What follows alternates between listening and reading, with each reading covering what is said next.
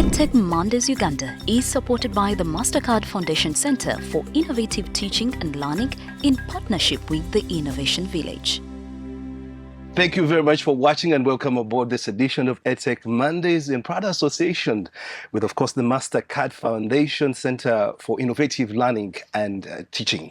Together in proud association with Innovation Village. Today we have a special edition. We traveled more than 600 kilometers north of Uganda to an area popularly known as Arua, but we cut off a district and we went to Terego. What are we looking for in Terego? We go into a depth of a settlement camp. In particular, we moved to Mvepi refugee settlement. And in this place, when we come through, we are looking for how educational technology can be implemented and how out-of-school learners being able to access such information and use it at their best to become better individuals in the future who have been able to access quality education and information. I'll introduce my panel here to discuss on the same. Please do welcome Martin Koryang Naburi. He's an assistant settlement commandant at the Office of the Prime Minister. And he'll be joined together with Mr. Charles Okot, a project manager at Annabelle, and also to mention Thomas Okiria. Thomas Okiria happens to be the program manager of Hope Foundation. They've put efforts to make sure that there's an initiative that can be able to bring the digital direction together with development to these young learners. My name is Sean Chimoli. Welcome to this edition. I'll start off with you, Thomas. I'll call you Thomas on the show if it is very okay for anyone who is interested in knowing about the Hope Foundation. Tell us about Hope Foundation and what exactly are you doing in Mvepi? Thank you so much. My name is Thomas Okiria, the Programs Manager, Foundation. Just like as you said, it's a refugee-led organization that started in 2020. That's when we registered it, and we ventured into operations. Our core areas that we do is technology, that is ICT programming. This we implement, we are strategically focusing out of school youth, those that have left school. We are spread into 3 settlements, that is Rhinocam settlement, then Lobule, and then here in Mvepi. So out of those 3 settlements, we have 10 centers that we've structured where we conduct digital learning and digital skilling. So each center contributes to 80 participants. So if you put in total, there are around 800 youth that we are supporting in digital skilling. That is a very great initiative, and I'll be coming back to you shortly as we make through our introduction. Mr. Martin Koryang Naburi is seated right next to me, and as I mentioned, he's the Assistant Settlement Commandant, Office of the Prime Minister. It's good to have you on the show. Thank you. How are you doing? I'm good. The OPM is in Mvepi, and today we come through to witness a digital initiative.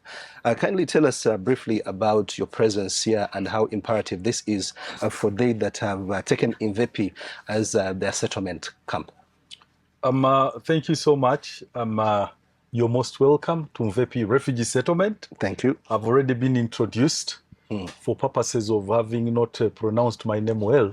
I'm called Koryang Martin Naburi, an Assistant Settlement Commandant. Mvepi Refugee Settlement has a population of 169,000 refugees, which amounts to 15,000 households. And of course, the bigger population is children and mothers.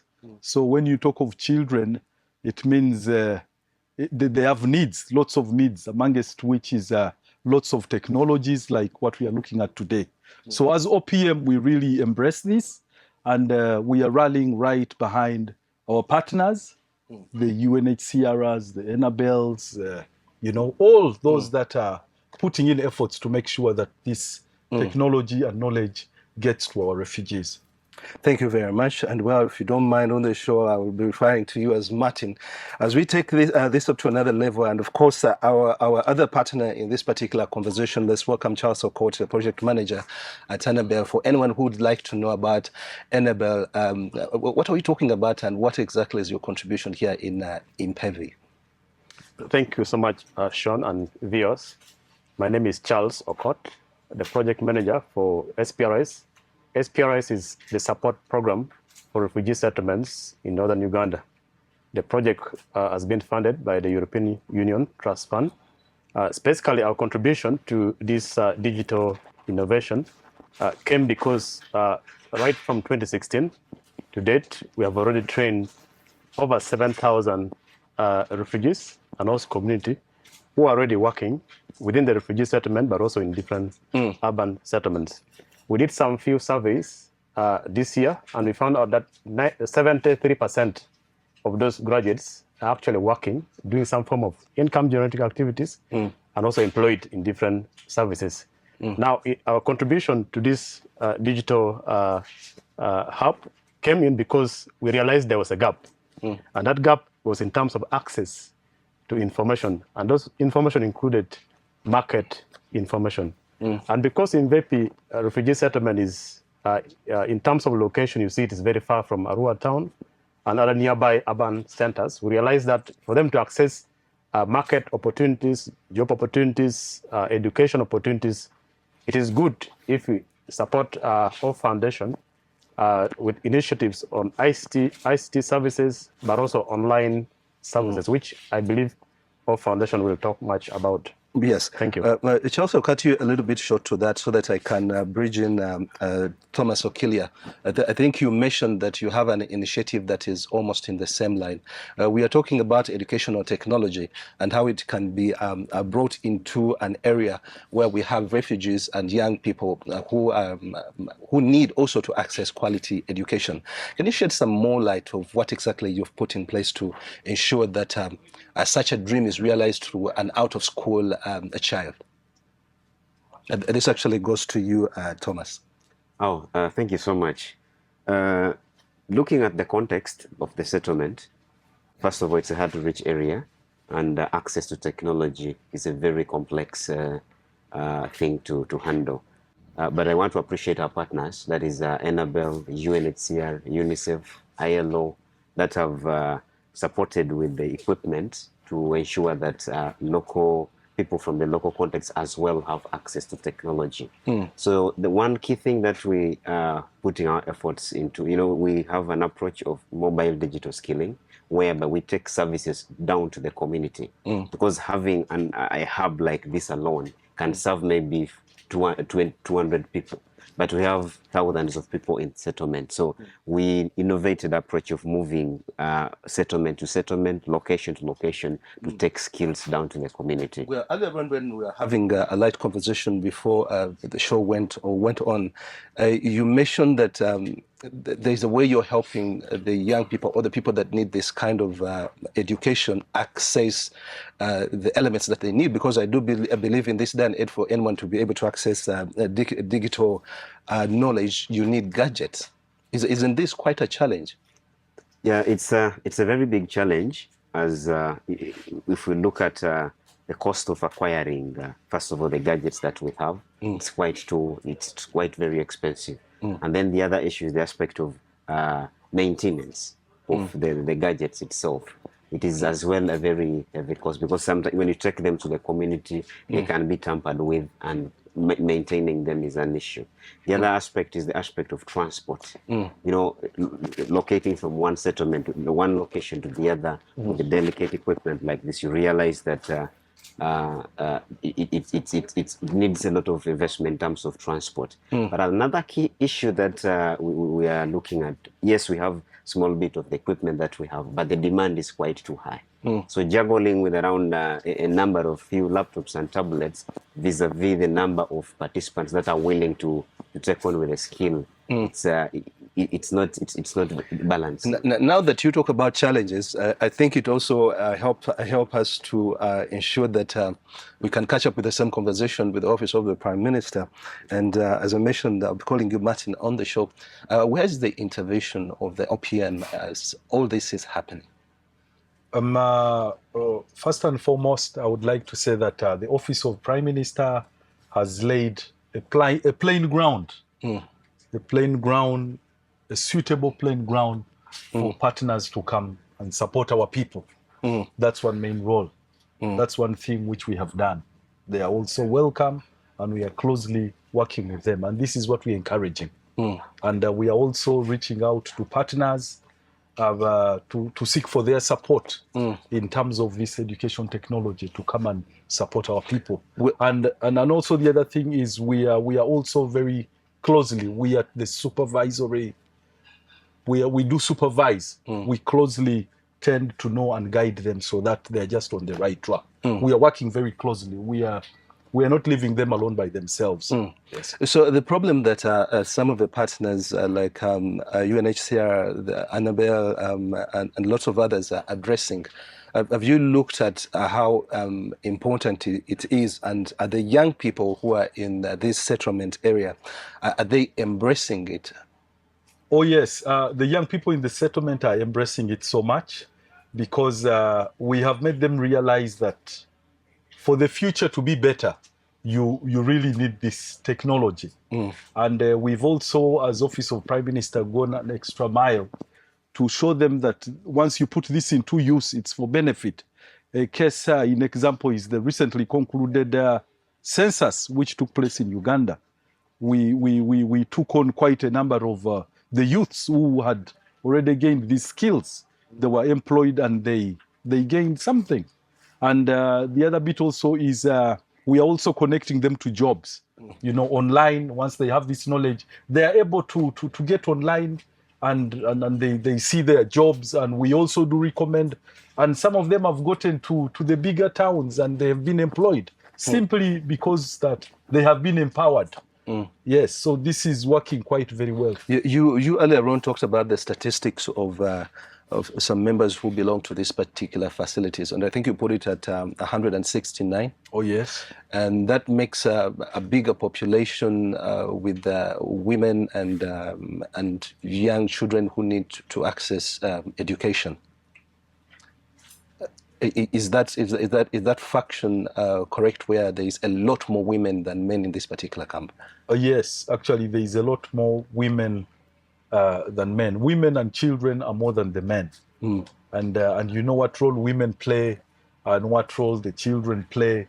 So that's why most times we encourage so much. When you empower a woman, then I mean you've empowered the whole house. Everything will be there. Life will go on. There will be happiness and joy. So the fact is that section, the women and the children are more.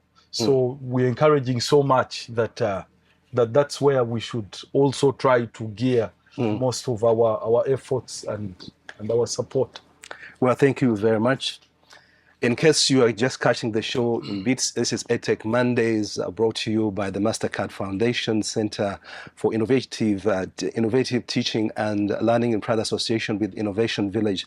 Our partners in this same discussion also including UNHCR, Annabelle, and of course the Office of the Prime Minister.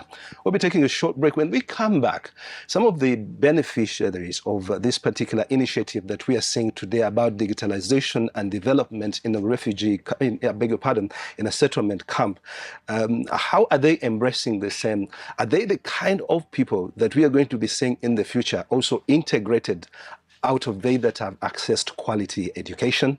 Let's take a short break. EdTechMondays Uganda is supported by the MasterCard Foundation Center for Innovative Teaching and Learning in partnership with the Innovation Village. It's EdTech Mondays, and thank you very much for still watching this edition in Mvepi Refugee Settlement. I am Sean Chimuli. Also joining us, Martin Akoriang Naburi, also part of our panel, is Charles Okot and Thomas Okiria. We are discussing digitalization and realizing development in a refugee settlement. How is this possible? How many are benefiting out of this? And is this futuristic?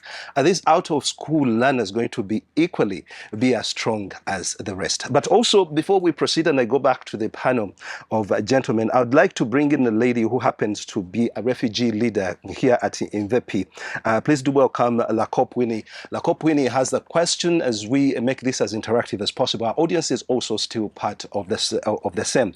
Lakop, thank you very much, and kindly mention your question.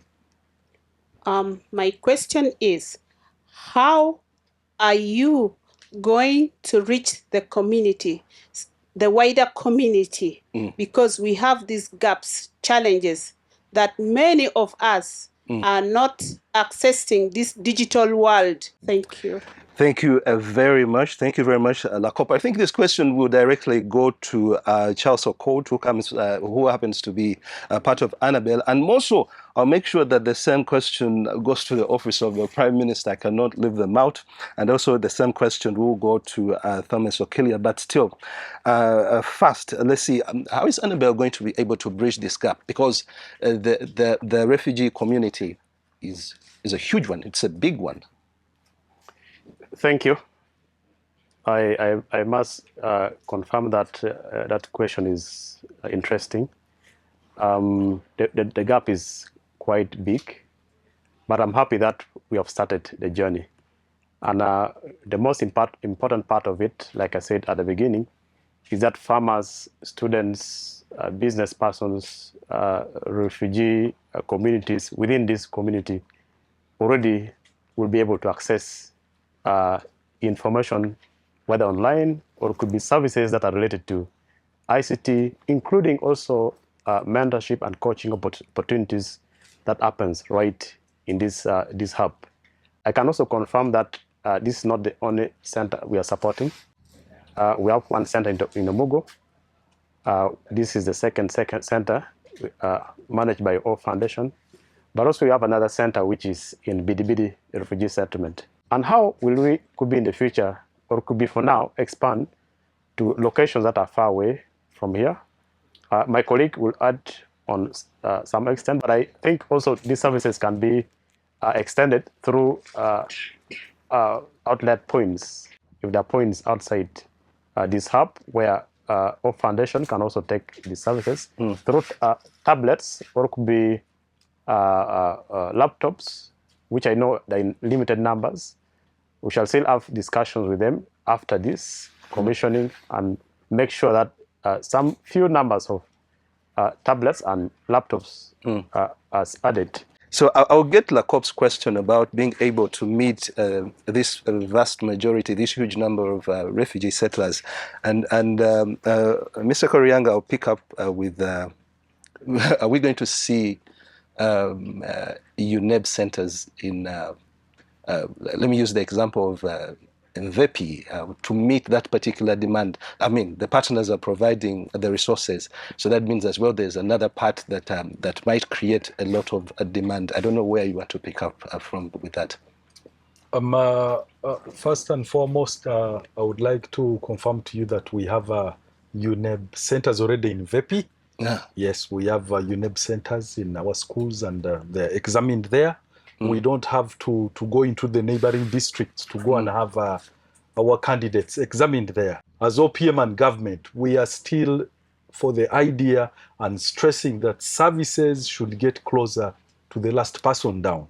Just like my colleagues have hinted already, reaching out to the people, outreach is very important. Outreach is important. In the event that Mvepi is so big, we have 169,000, and there is a percentage that we wish to benefit from these services because they need these services. Outreach is the way to go. So this is really what we are in discussion, sharing with UNHCR. That let's see that other people are empowered, other partners are empowered, so that there is an even spread out. So that at the end of the day, everyone gets a feel of this computer era. Well, as we carry on, gentlemen, a gentleman called Ojok John Paul would like to join us with an interjection, or particular a question. Happens to be assistant project officer at UNHCR. Thank you very much, John Paul. I don't know where you'd like to start from, what you want to supplement. Thank you very much. I would like to first thank everyone for this discussion. I'm the Assistant Project Officer for UNHCR based in Arua, but I oversee the different settlements, refugee settlements, offering digital development. Not only that, but skill development. So we came in partnership with Annabelle. We're already doing this. We were already doing digital skilling and digital development. And I'm happy to be here in this conversation. One is I'm seeing this already happening because we're closing the gap. We're trying to provide refugees and host community with the different skills. You mentioned that this program has been ongoing. Yes. How long has this been happening? We started in 2021. 2021. Yeah, 21. And at what level did you start? Because I'm looking for success stories. We I'm looking started for at the level whereby there are no structures. So we started with equipping the school, renovating some of the schools that we have. There were 2 schools, that's EVP SS. We renovated it, equipped it with 15 kilowatts of power. We had a population of 1,600 at that point. So the resources was little. So we had to equip, because one other problem there in EVP here, it is power. We are not on a national grid. So we equip it, and then we provided different gadgets so that you can have Colibri, which is an open source platform, so that learners can be able to access content at real time. So we did that, and learners are actually accessing. Most of the subjects which are actually being performed well, it is ICT. We trained the teachers together with UNICEF. UNICEF developed the digital skilling models, which was assessed and approved by Ministry of Education, which is in line with the digital agenda strategy by Ministry of Education, which was approved 2 months ago. So we are moving in the direction of digitizing 2040 vision. Thank you very much. Yes. That's a very huge vision. Submission of a Jock John Poor, Assistant Project Officer at UNHCR. Well, I'll get back later if time permits, but I don't see that happening, but we'll see. Let's keep watching the clock. I'll get back to my panelists as we do a wrap on the conversation, and also briefly and quickly being able to react to some of the concerns or supplements as made by the audience that is attending today's edition of EdTech Mondays. I think there's been a mention on scarcity and also need for support for other special individuals like the elderly, and also I believe there's something else that came through with certification, which Mr. Ojok has just mentioned, but supporting the elderly as we go into the space of also giving your final remarks. This I'll first put to you, Mr. Koryanga. I don't know how you would like to pick up on the same, just going beyond supporting the young people or the out-of-school learners who are within the settlement area. What else is there? What else is there to ensure that if at all I'm in the camp and probably my mother is just across, they equally take advantage of the same the services from our partners? Yeah, here we do crisscross. Rhino borders us, Rhino settlement borders us, Bidibidi borders Mvepi refugee settlement at a certain angle, and they have relatives all across everywhere. Just like you had one of the recent speakers said that he's from Yumbe, but he is in Mvepi Terego, and he's getting this service here. So our doors are quite open. We take all these refugees as the same. They're just one people. So we really encourage that, please, wherever you are, go wherever you want to go and tap into this, because these are life skills. This is important for you. Yeah. So that's really what we encourage as OPM. And in the same regard, your final remarks? My final remarks, I just want to thank our partners who have and are still moving this journey with us in the refugee intervention. And I also really want to say that the doors are still open. There is still a lot to be done in the lives and in these settlements, and really mainly to make sure that the refugee lives get better. And with concluding, I want to thank UNHCR so much for the good working relationship we have kept. We have kept with them in making sure that we make the lives of refugees better. Thank you. Thank you very much. And also on a parting shot, let's get to what you have to say, Mr. Okotias, about discussion, because this discussion is very deep and it's very wide. We cannot use these few minutes that we have here. But I do believe you're going to have another edition, another edition that is much richer. So what are your final remarks as we wrap today? Yeah, thank you, viewers and the audience. I will say that this is almost like the start. The opportunities that comes along with digital hub in a community like this is enormous. It's a lot. And yeah, those challenges might be there, but I can say as we move on, we shall be getting more organized and also identifying how to address some of the gaps. And I believe that as we continue working, yes, much impact will be seen. For now, you're counting numbers of people trained, but I think the next time we also a similar conversation of this kind, I think we should be reaching some of your places to see how you have translated these skills. I think it will be business. It will be very important if we go to their places of work. Yes. So that there is an evaluation. Exactly. And look out for whether they are just not keeping the gadgets. Yeah, exactly. And playing solitaire. Thank you so much. Yeah. Thank you. Thank you. And also a final message coming in from Mr. Thomas Okeria. I don't know what we should carry away, because we've not had enough time to finish up the entire conversation. Thank you so much. I'm overwhelmed because what I feel like to speak out, it's quite much, but the time is little. But I want to first start by thanking the partners that have stood with us, right from UNHCR, UNICEF, Enabel. They have an OPM, not forgetting the government, because they are the ones who provide us security on the ground. It's a big thanks for you, because without you, we couldn't really take a step. One special message to the young people out there. The era is no longer analog. It's now digital. We've got to fight this, whether with resources or without resources. Where we can reach, we can support. We are committed, and it's our zeal that we transform the society in a digital way. Specifically, I wanted to address the aspect of prioritizing, supporting the elders as they have requested. We started this out already as a sustainability plan of the program. We try to, we put adverts out there calling for applicants to come and do training. So when you see those opportunities out there, kindly enroll. We shall be juggling up and down to see that we work it out. I also want to, in a special way, announce that, just like as you've said, that going down to the ground to see whether they are working. We have got bigger success stories out of the last national exercise, national census exercise that we had. Our students did test the numerators. It was them that tested or interviewed the numerators in line with ICT. Some of them worked as enumerators, others worked as supervisors. They are getting, we are opening opportunities for scholarships.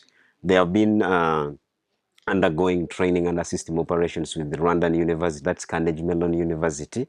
They are currently undergoing digital data science and management, a few of them. So it is also a call out there that we are well equipped with the gadgets, well equipped with the knowledge to develop data tools. We analyze data, we collect data, and we give you a complete report. So it is also a good platform to say out there that we are ready for you. If you have the business, please come to Hope Foundation. Thank you so much.